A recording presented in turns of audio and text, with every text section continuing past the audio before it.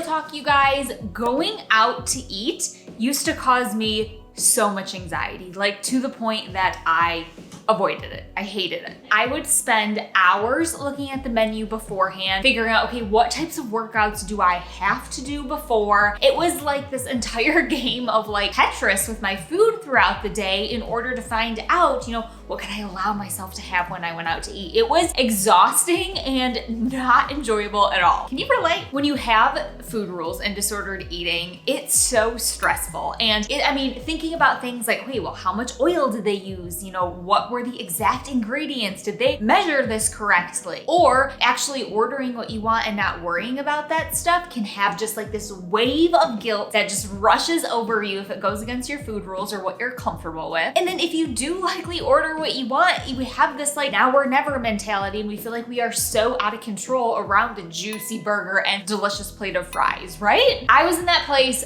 but now I love going out to eat. Me and my husband went out on date night this past weekend, and it really just inspired me to share with you guys today my top tips for going out to eat and not being anxious about it. So if you have ever said, going out to eat gives me anxiety, this video is for you. Go ahead and give it a thumbs up, hit subscribe down there, hit the bell to be notified every time a new video is uploaded, and then let's get into it. Okay guys, as always, quick disclaimer, this video is for entertainment purposes only. It is not meant to be specific medical or nutrition advice for you. If you do need more information on anything we talk about in this video, be sure to reach out to your healthcare provider immediately or work with a registered dietitian one-on-one. And you can also look into the Society membership, which is my membership community where I do way more coaching. We go into way more detail on all this stuff. I'll link to it in the description for you. Okay, so I'm gonna break this into kind of like 3 pieces for you. So before you go out to eat, when you're out to eat, and then after to help with the anxiety that you might feel. So with going out to eat before, first thing you want to do, guys, is not cut back on food. Seriously, I know we've heard this a million times, but I think we need to hear it again, right? It's so important not to cut back because that is actually setting you up to likely overeat when you get there, right? I use this pool analogy a lot. You guys have probably heard me say it before, but I want you to pretend that you're swimming from one end of a long swimming pool to the other end of the swimming pool. When air is restricted, by the time you come to this other end of the swimming pool, you're gonna come up, finally get air, and it's gonna be this big inhale of breath, right? The same thing happens with food. If we restrict or we cut back, when you go out to eat at, whatever time of day it is, then you're likely going to have this big inhale of food, likely eat past fullness. That's probably not gonna feel good, right? So we wanna make sure that we're eating just normally throughout the day. No need to save up calories. You also wanna avoid obsessing over the menu. So there's a difference between looking at the menu and being like, is there anything I want at this restaurant? I did that when we went out to dinner because someone just said, hey, this restaurant's good. I'm like, okay, what does that mean? Is it like burgers? Is it like seafood? So took a peek at the menu. It was like pub style. I'm like, cool, it's got, a couple things that look good. Fine. There's a difference between doing that and obsessing over the menu and be like, oh, well, this entree has more veggies, blah, blah, blah. Do they have the nutrition information on there? And it's just, it can cause this obsession. So I would say try not to obsess over that, right? If that means limiting your screen time the day that you go out to make sure that you're not doing it, that's something that could be really helpful, but we really want to try not to. That's going to cause us a lot more anxiety. And heaven forbid, if they don't have what you wanted to eat, right? You go there and they're out of it. Like that's gonna cause a whole other wave of anxiety because you wasted all that time. Do yourself a favor, don't obsess. Same thing kind of along the lines of not cutting back on food. You don't want to do any crazy long workouts to earn your food, okay? Essentially the same thing is likely going to happen there, is that we're going to cause this caloric deficit in our body, especially guys if you pair this with cutting back on food. And by the time that you get to dinner, you're going to feel out of control because your body just needs food. And it's like, oh my gosh, give me everything in sight. Kind of setting yourself up, like I said, to overeat. And that doesn't really feel good. Okay, the last tip I have for before you go out to eat, if it's giving you anxiety, is to do some visualization. Now, I know this probably sounds a little woo-woo, but hear me out here. So what you can do is go and just sit and envision, okay, what is it gonna be like when I come home? Is it going to, I'm gonna feel happy that I ordered what I wanted and that I didn't stress over it and that I enjoyed the moment. Visualization is a really, really powerful thing, you guys. Athletes use it for a reason because it works, right? So use a little bit of that and envision yourself not being anxious. Envision yourself, ordering what you want. That's gonna give you a little bit of like extra courage and motivation to actually allow that to happen, right? What we think about, our brains are gonna want to focus on more and are more likely to give us. Visualization is really powerful, you guys. Okay, so now when you are there, let's go into some tips for that. First thing, you guys, I want you to order what you want. Do not try to think about what is the quote unquote healthiest thing that I can order here. To be honest, when I go out to dinner, I don't even think about nutrition or what is the healthiest. And I'm a registered dietitian, right? So with that, I always say that some foods are going to nourish our souls more and some foods are going to nourish our bodies more. And when I'm going out to dinner, typically I'm looking for that soul nourishment, right? Yes, it's gonna give my body nutrition, but I'm looking for that, that experience, right? So there is going to be ebbs and flows between that in our lives. Intuitive eating, if you guys know what I talk about with that, it is this merriment of the internal cravings, desires, what you want with the external nutrition knowledge, right? It is intuitive eating is the overlap there. That's what I teach, intuitive eating. And those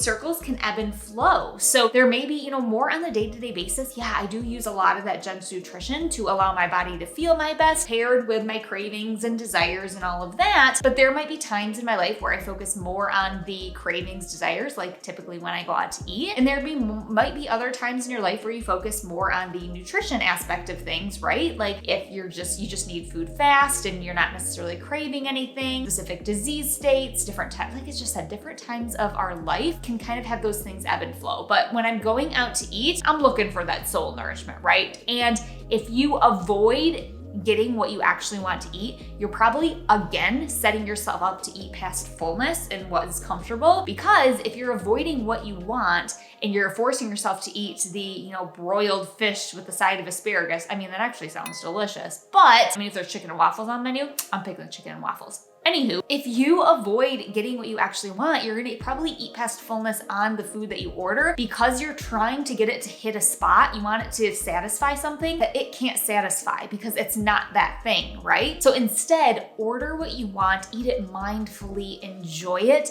That's gonna be really, really key, you guys. Now, if I am, say, going out to lunch and it's just like, okay, I need something fast, I'm running errands or something, I don't know, maybe then I would lean more on the Jen's nutrition side of things and be like, okay, maybe I'll pick the, sandwich that's got chicken on it. It's got, some avocado. It's gonna give me carbs, fat, and protein. Great. Maybe I'll get some of the fruit salad with it. Boom. If it's more of that, like you're again just looking for, okay, I need some food, I need some nourishment. It's not like date night, then maybe I would lean a little more, have a little bit more influence of that Jen's nutrition. So I just think that what is the reason for you going out to eat? Definitely on date night. It is typically, and most of the time, typically for more of that soul nourishing side of things.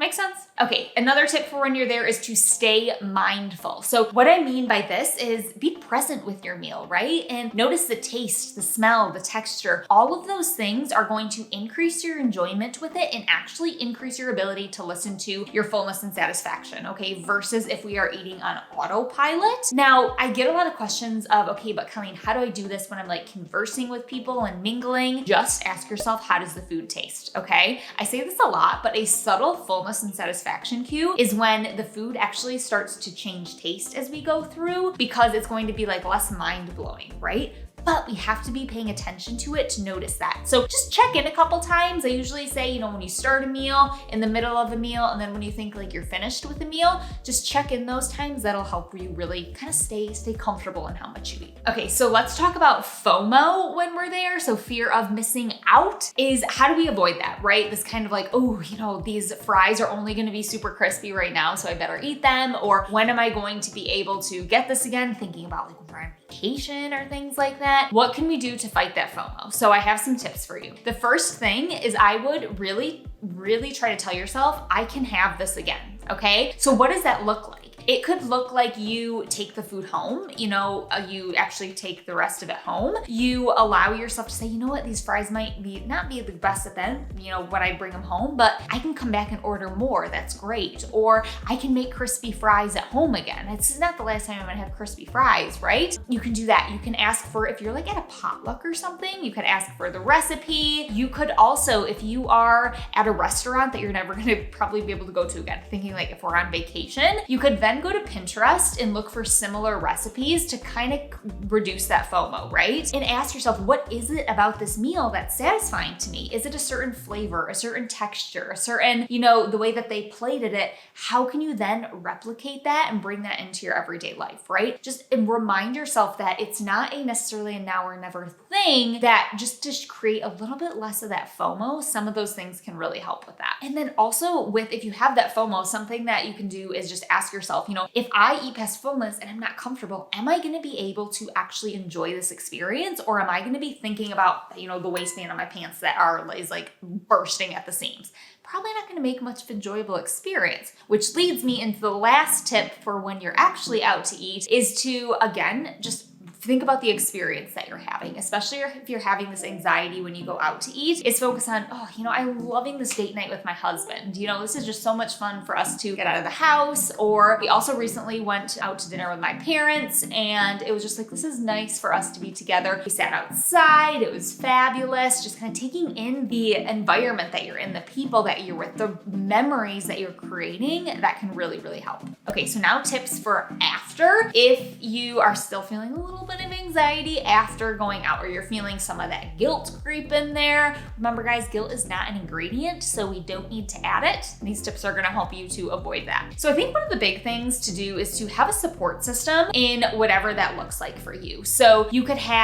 have the society, if you're a member, people post about this all the time in our private Facebook group is, I went out to eat, I'm feeling a little nervous, or, I ate past fullness.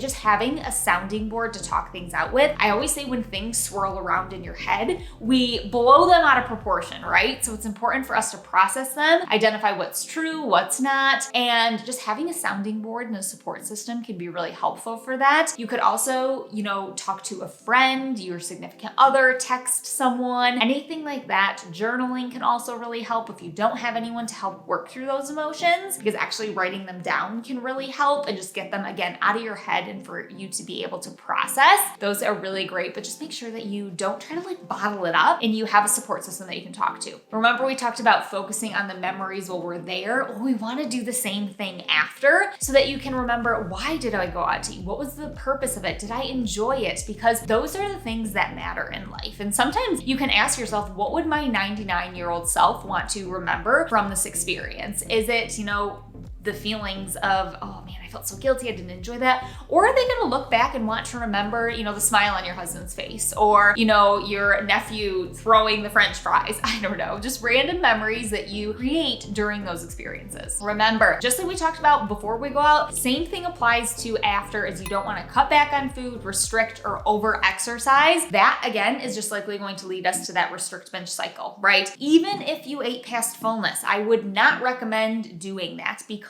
again, it's just gonna lead to that restrict binge cycle. And that is not a very fun merry-go-round to be on, and it's really hard to get out of, right? But with that, I think the biggest thing to do, if you did eat past fullness when you go out to eat and you're coming out of this and maybe you're feeling guilty, maybe you're feeling like you ate past fullness, you're uncomfortable, right? The biggest tip I have for you here is to learn from it, okay? Nothing is bad. I truly believe that everything is a learning experience. So if you did eat past fullness, what do you think was, the reason behind it? Was it that you did cut back before you went and you had that biological urge to eat all the food? Is it because you were not really paying attention to your food, right? You were kind of eating on autopilot? Was it because you are deeming that food bad and you need to work on breaking your food rules around it and normalizing that food? This is a very, very good chance for you to look into this, right? And if it was just, I had some of that FOMO and I kept eating to the point where it didn't feel good, okay, well now we know what this feels like. We know what,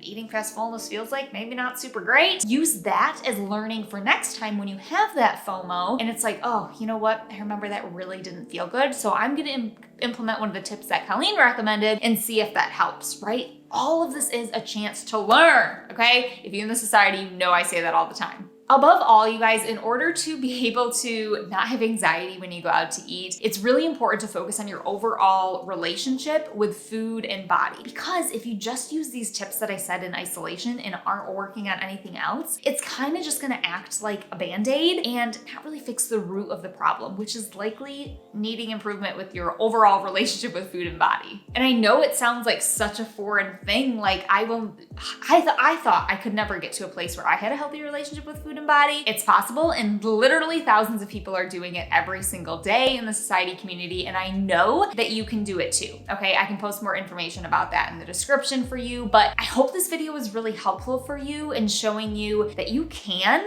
learn how to enjoy going out to eat again. You guys, it is so worth it. I love date night with my husband. It is so much fun to be able to create those memories and enjoy it together. So let me know in the comments what your favorite tip was. If you have any other tips, please let me know, because I'm all about creating that. And guys, if you have any other date night recommendations, let me know. I want to hear some fun ones, because I feel like dinner's fun, but I feel like we just need to do something different for a little bit. So let me know, please let me know your date night recommendations in the comments. And with that, you guys, I will see you next Thursday. New videos every Thursday, 11 a.m. Eastern time. More intuitive eating goodness. Be sure to follow me on Instagram in the meantime at no.food.rules. I literally story like everything, so you won't miss out on a thing there. Okay, guys, see you later.